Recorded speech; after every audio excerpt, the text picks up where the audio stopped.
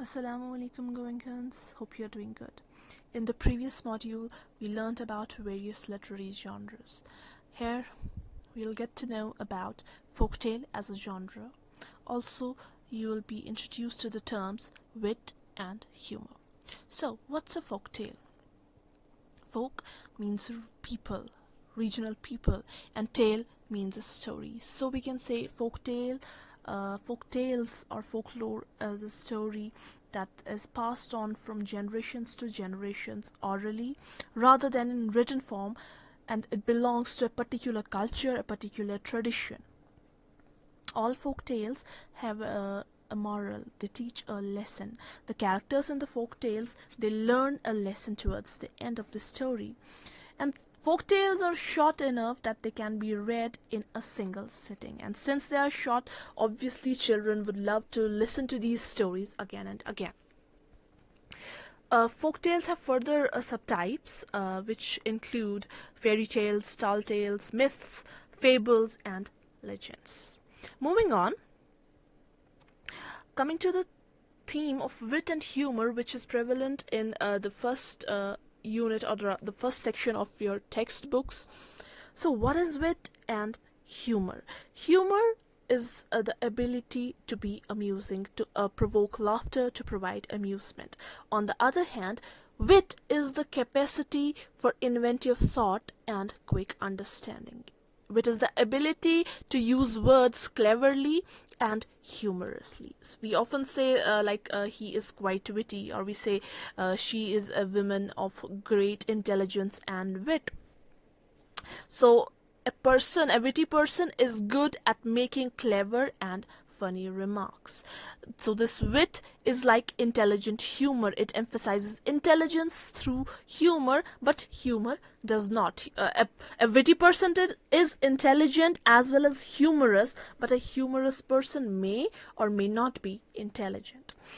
So we often say people experience humor, they have a good sense of humor because they can be amused, they can smile or laugh at something funny, at trivial things, and thus they possess a good sense of humor. But in a way, both are wit as well as humor. They are very important in our lives, especially the modern life where everyone is under a lot of stress and tensions. These wit and humor, they are an important aspects of our life because of how they reduce stress levels, how they spread brightness and cheer in our lives.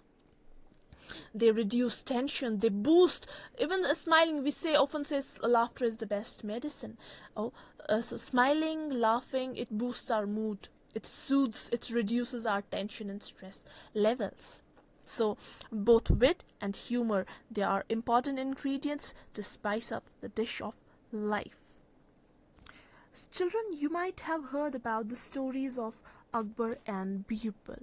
The stories are full of wit, humor, and intelligence. These stories also convey messages of moral values and virtues. These stories of Akbar and Birbal, they are actually inspired by the beautiful relationship shared by the two. You might all be aware of who Akbar was, the third Mughal emperor to rule almost all over India in the 16th century. He is credited to start several new things in spite of being illiterate. But he knew the significance of education, thus he was a patron to fine arts and literature.